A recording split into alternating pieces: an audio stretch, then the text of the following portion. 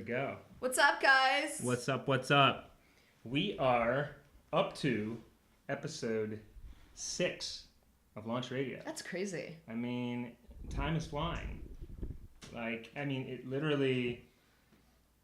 We've now had three different guests. Yes. And they've all been wonderful, amazing people. What's cool is they're all very different perspectives on their own lives and where they've come and where they want to go and what they're working on. You know, everyone has their own little niche in life, and I love hearing from other people's stories. You know, I think it's really fascinating to me. Just in where they come from and what drives them and makes them tick. Yeah, it's great. You know?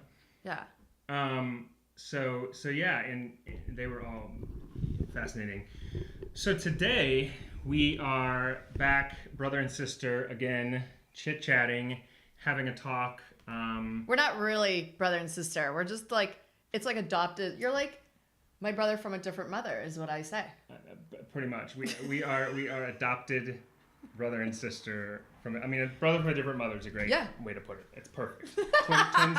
My twin sister from a different mother. Like, I could tell him anything and just be like I have no qualms and like no concern telling him anything in my entire life, which is hilarious because I have only known you like not that long. But it's true. We were separated at birth. Well, and it's crazy, and we can say this again just because the fact, we met each other 12 years ago, 15 years almost ago. 13, yeah. I don't even know if we've talked about the history of it. Yeah. And then we kind of kept in touch over the years, then got back in touch a few months ago. And it's almost like, I think it's been like 7 months when we got in touch. Maybe a year. Isn't that crazy, right? Wow, yeah. All right, enough about us. Enough about you, Geoff. God. Yeah. Nobody wants to hear about you. We'll move on to the more... The more pressing matter. Pressing matters. So... We're episode 6. Yes. Do you want to introduce it today? Yeah. You know, Geoff sent me this really great tweet. It was like a month ago? Yeah, I want to say. And you sent it to me. It was a tweet from this woman called Erin Brooke, and you're like, "Wow, isn't this interesting?" And I think you were waiting for my response as like a men's advocate to say something than what my response actually was. So I'll read the tweet and then I'll tell you what my response was, and we can kind of go from there. So this is from Erin Brooke. She tweeted out, in all my years of being a feminist, I have not met a single feminist who hates men.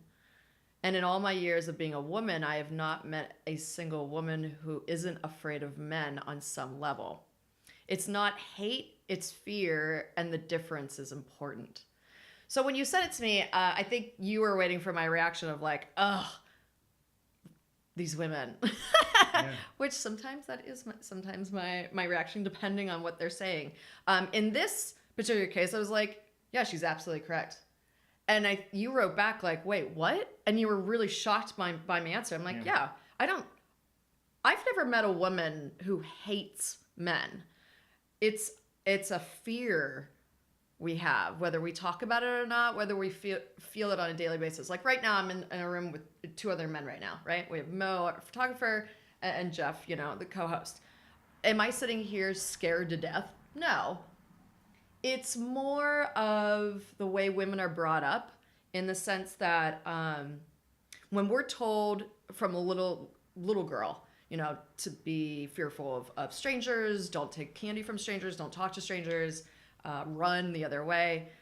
Yes, there are women that abduct, unfortunately, girls and boys, but the vast majority of violence against kids is from men.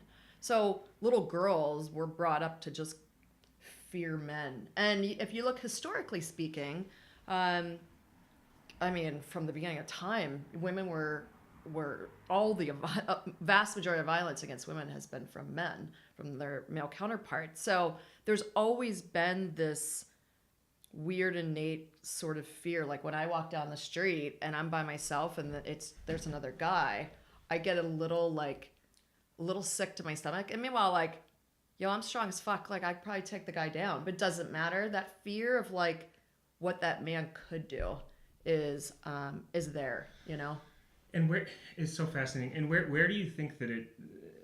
You said it's just been going on obviously for years and years and years. Where do you think it? What are the roots of that? Where do you think that comes from? How far back? I think, I mean, if you even look at like the medieval times, and even, my God, up and through the 50s and 60s, I mean, women were institutionalized for PMS. Yeah. I mean, literally, they were shock treatments. And we're talking like 1950s and 60s, you know what I mean? Not that long ago. They were put in institutions because they got pregnant out of wedlock.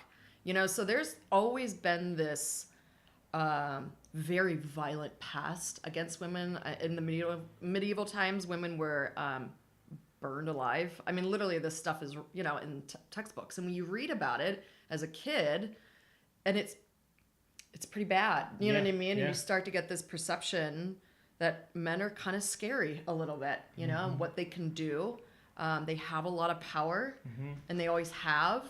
And I think that's why you see this pendulum this shift where women are like, no, like, we're strong too. You can't do X to us, like, because we've always felt this like very inferior status between us and men, And where do you think, it's so interesting, where do you think that the perception, I mean, obviously there's a lot of grounds and validity in it, but there's also misconception. Yeah, for sure. And I think that what's interesting is, how much of it do you think is a misconception, and how much of it do you think is really happening? Are people misinterpreting what could be a great guy as someone who's not because of that history? Do you think that's happening more in our society now than we realize? Yeah, 100%. I mean, if you look at, post-Me Too movement, and when I talk to men and helping them through just society and what masculinity is and all that kind of stuff, they're really scared of being called out from a woman, and if they maybe hug them the wrong way, or there's this weird shift now of perception where it's like, are all men rapists? Do all men assault women?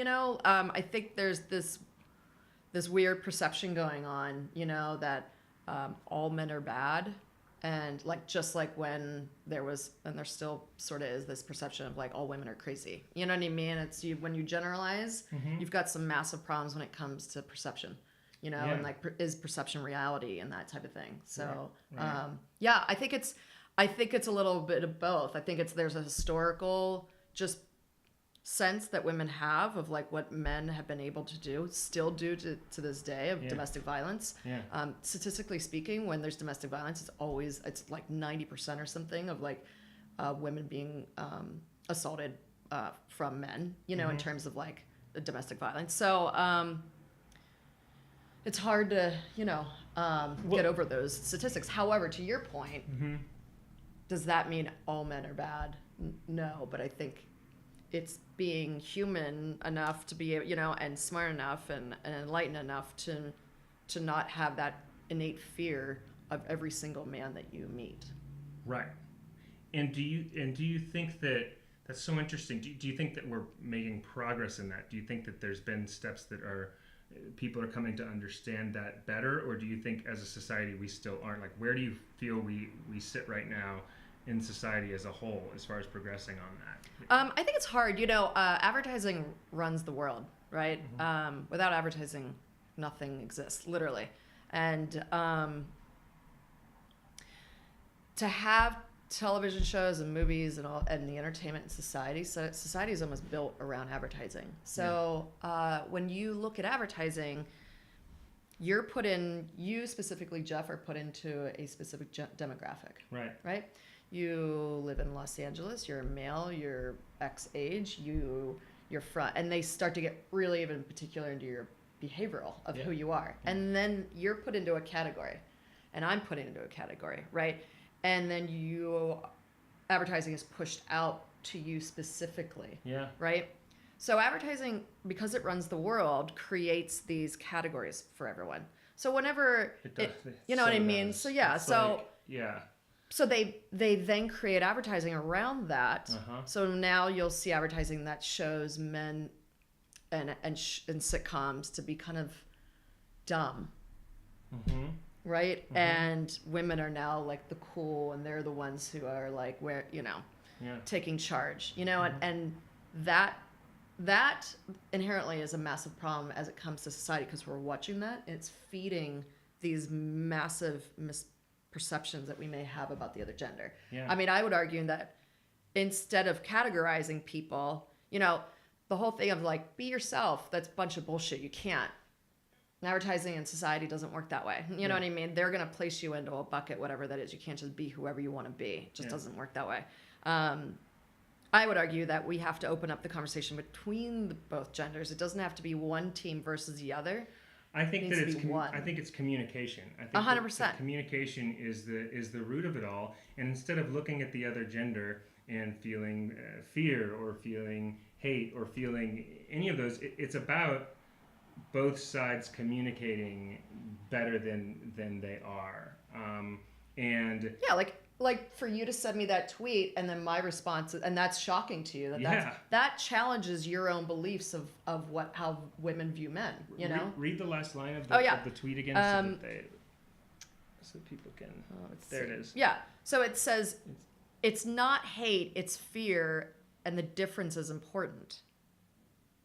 Right.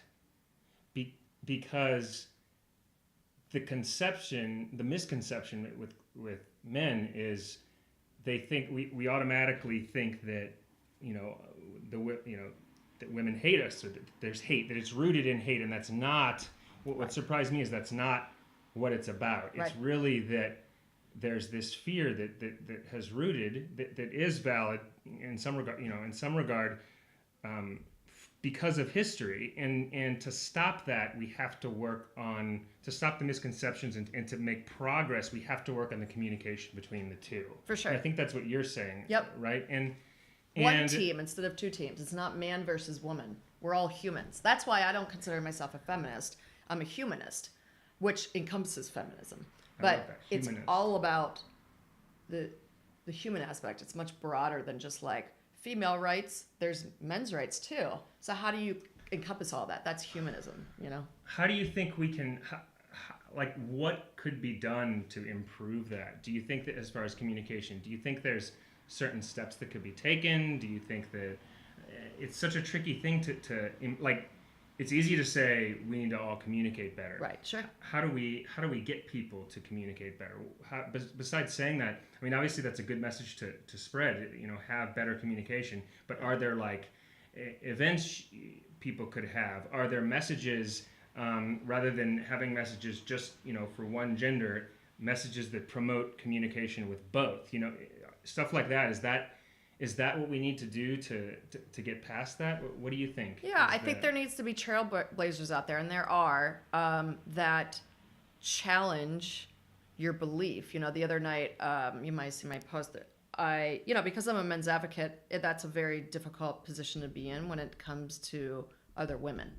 Yeah. Because they are like, what are you doing? You're supposed to be on our team. And it's like, I'm on the human team. Yeah, I'm not I'm not on a team. I'm helping a gender that needs the help right now.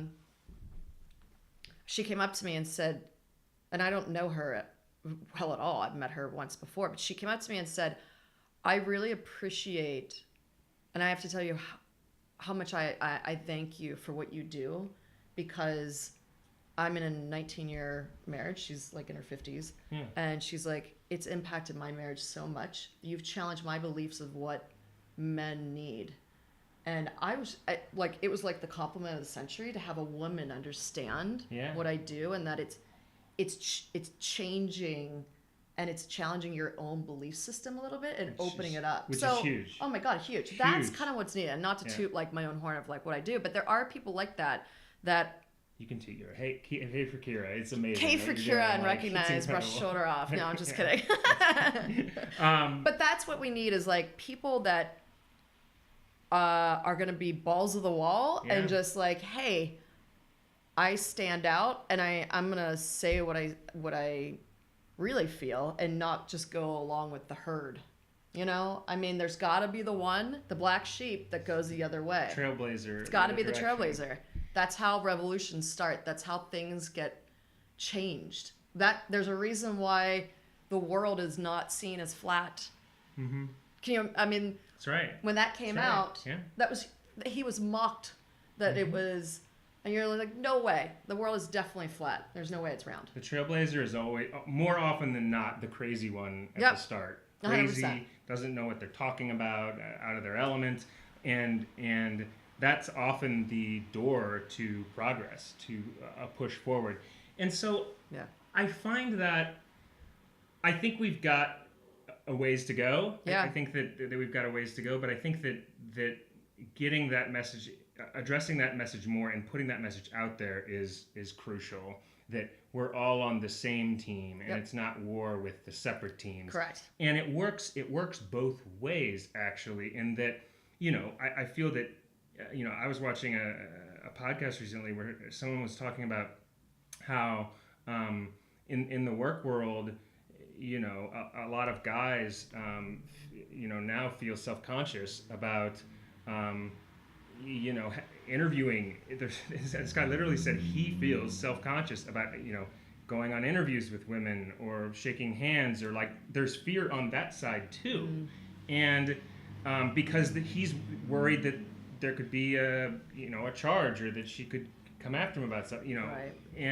and that's again though on a certain team, and it's a misconception in that direction as well. Right. And I couldn't believe hearing him say this, because I was like, wow, like he's like I won't even he's like, if a woman contacted me wanting, I couldn't believe when he said like wanting advice or something, he's like, I would be hesitant to do it because I would be afraid that she would do something to take a charge against me or something. Like he was that. Wow. Yeah. So do you feel that that's like a post-Me Too kind of thing that's going on, in terms of like, now we've like there are, whether it's accurate,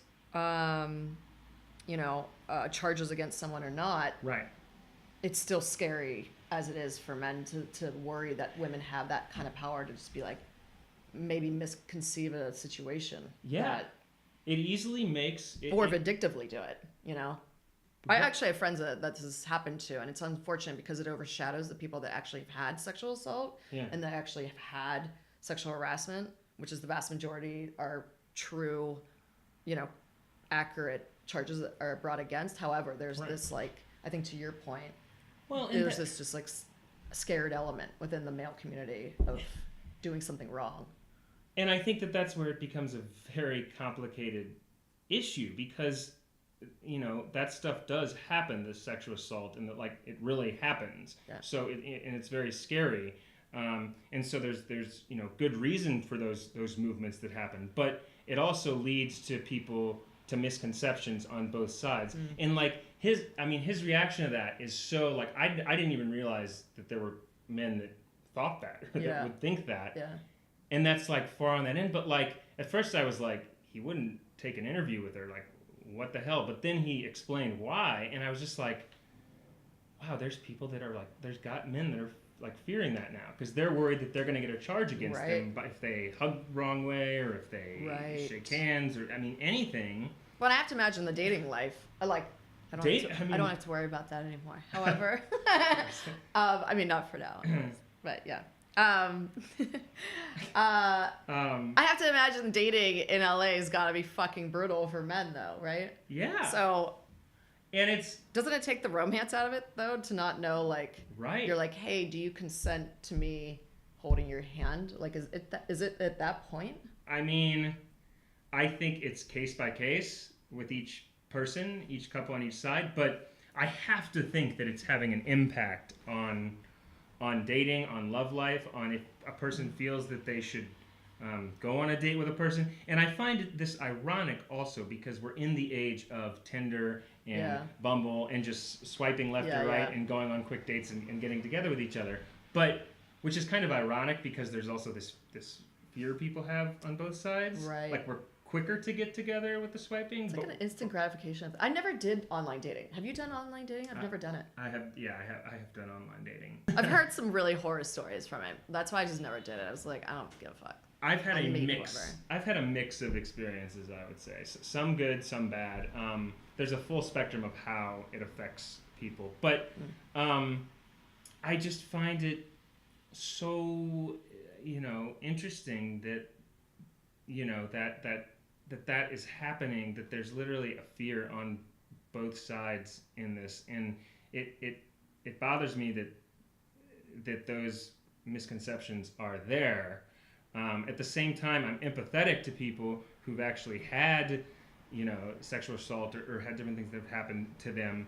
But it's tricky as to how to make everyone have an understanding and get along. It's a very tricky thing to do. And I wish that we could find, and I think what you're doing is a great step towards that by with men, and I think we have to figure out a way for both sides to understand each other and to for get sure. along. And that's where I see my purpose in life, to be honest, and that's my passion in that.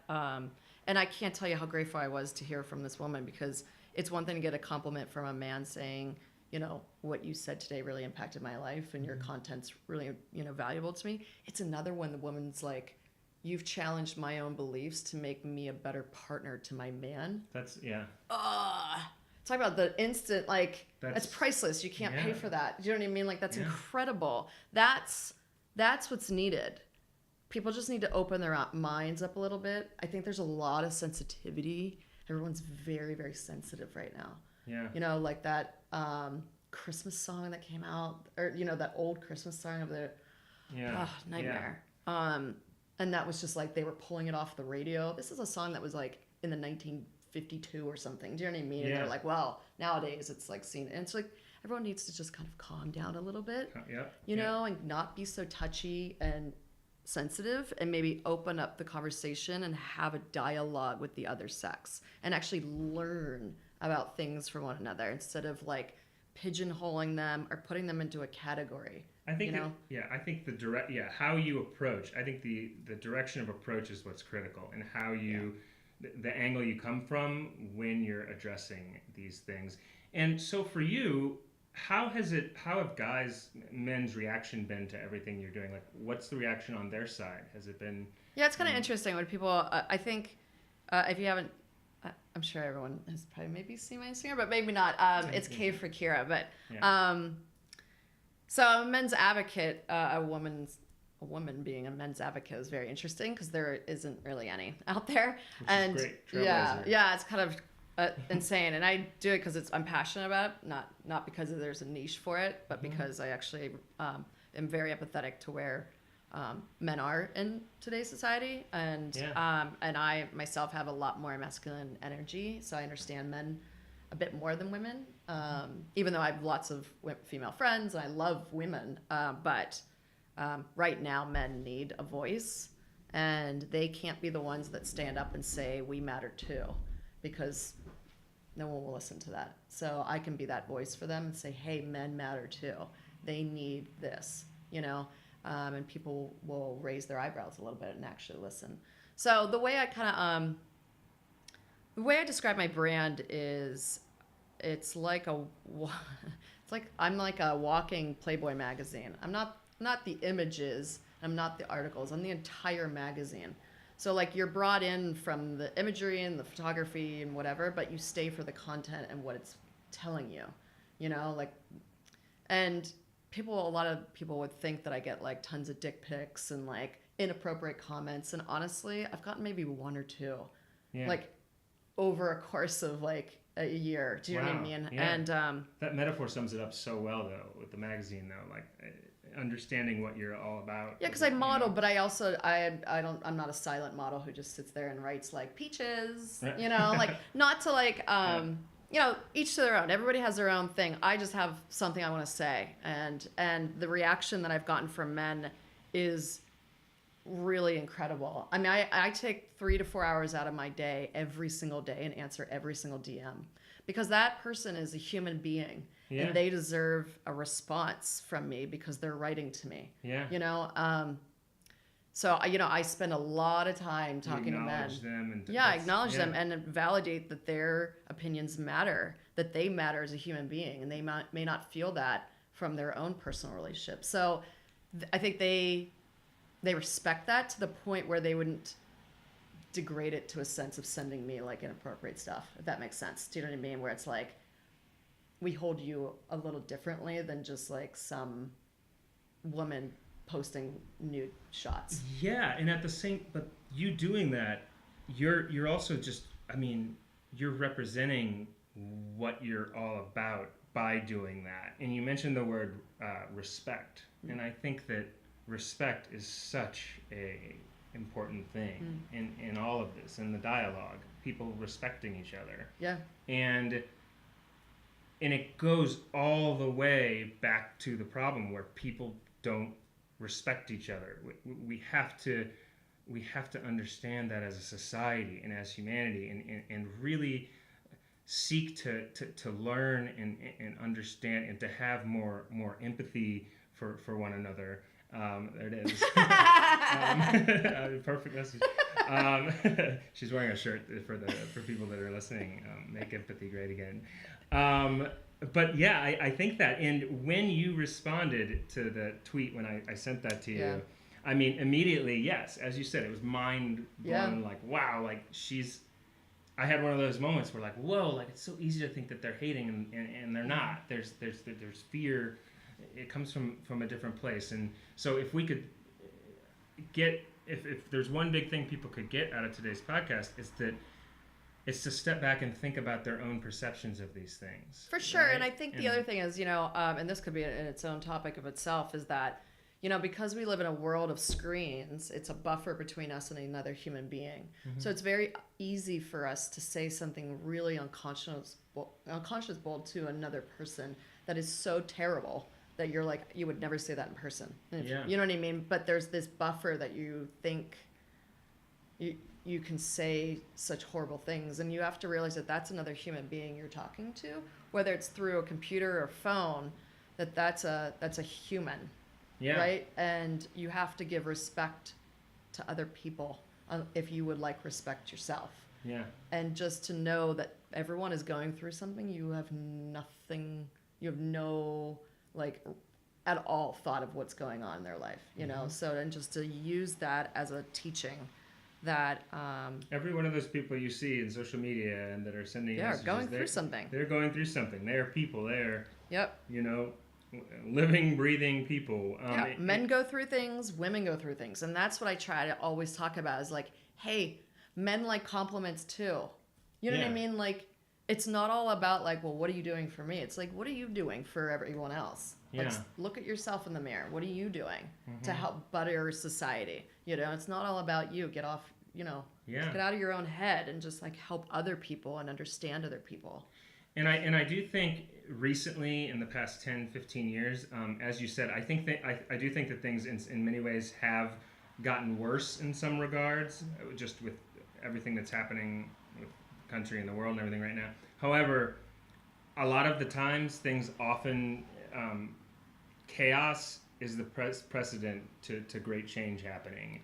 And when there's chaos and when there's all that's happening, it's kind of like the light is darkest just before the dawn thing. Like, it's right on the precipice of perhaps change and better things. So I think people need to remain optimistic that it will get better, but I think our communication between male and female has to ultimately improve, and that's what we have to work on. 100%. And I think, that's why we do podcasts. That's why we have, that's why we do what we're doing. That's why we do it. Is to just kind of open up your mind a little bit, explore, grow.